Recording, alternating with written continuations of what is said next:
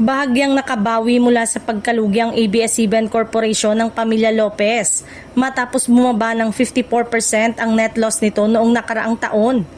Mula sa mas malaking pagkalugi noon, umabot na lamang sa humigit kumulang 2.6 billion ang net loss ng kumpanya na pangunahing iniuugnay sa pagtaas ng kita mula sa advertising at consumer sales. Sa kabila ng hindi na-renew na prangkisa ng kumpanya noong ABS-CBN Franchise Denial 2020, nananatiling determinado ang ABS-CBN na ipagpatuloy ang paggawa ng makabuluhang content at mga kwento para sa lokal at international na merkado.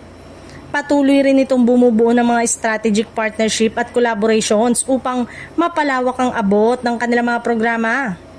Noong nakaraang taon, nakapagtala ang kumpanya ng 19.19 billion pesos consolidated revenues. Samantala, umabot naman sa 23.45 billion pesos ang kabuuang gastos at expenses ng kumpanya.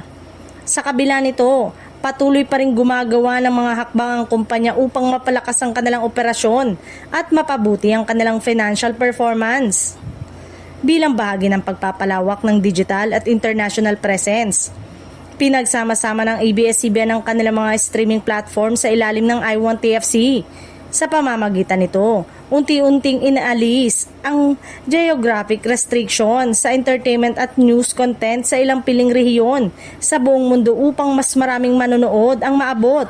Bukod dito, nakapaglisensya rin ang kumpanya na mahigit 180 titles sa iba't ibang teritoryo sa Asia, Africa, Middle East at Europe, pati na sa ilang international OTT platform.